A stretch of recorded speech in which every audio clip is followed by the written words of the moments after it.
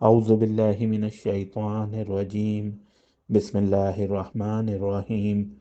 مخصوص ان خواتین کے لیے جو اپنے پیاروں کے لیے پربرکت اور نورانی دسترخوان بچھانا چاہتی ہیں، جب آپ راشن کی خریداری کر رہی ہوں تو اس دوران سورہ کوثر کی تلاوت کریں۔ کھانا پکانے سے پہلے وضو کر لیا کریں، اور جب بھی باورچی خانے میں داخل ہونے لگیں تو بسم اللہ الرحمن الرحیم پڑھ لیا کریں۔ کھانا پکانے سے پہلے یہ نیت کریں کہ جو کھانا پکایا جا رہا ہے وہ نظر اللہ پاک ہے۔ ایسا بھی کیا جا سکتا ہے کہ ہفتے کے ہر دن کو اللہ پاک کے نام سے منسوب کریں۔ ایسا کرنے سے دو فائدے حاصل ہوں گے۔ ایک تو یہ کہ ہر روز آپ کے گھر اللہ پاک کی نظر کا دسترخوان بچھے گا، اور دوسرا یہ کہ آپ کو ہر روز اللہ پاک کی نظر پکانے کا ثواب ملے گا۔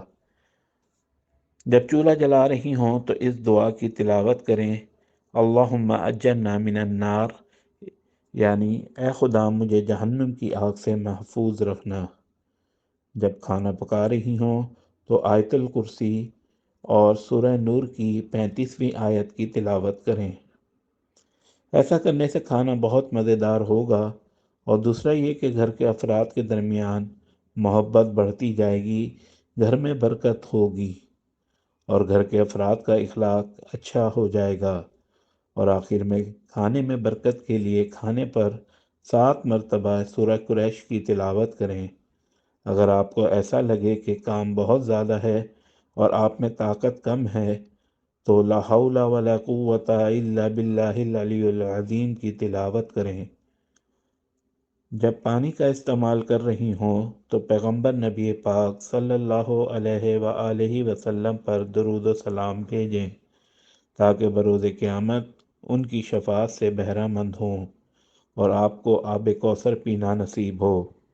جب بھی چھری سے کسی چیز کے ٹکڑے کر رہی ہوں تو یہ ذکر پڑھیں، سبحان اللہ والحمد للہ۔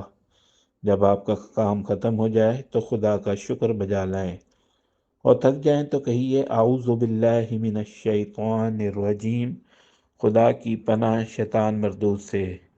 اور اگر آپ ان تمام باتوں پر عمل کریں تو آپ ہمیشہ ذکر کی حالت میں رہیں گی، اور جو بھی ہمیشہ خدا کا ذکر کرتا رہتا ہے ایسا ہے جیسے خدا کی راہ میں جہاد کر رہا ہو۔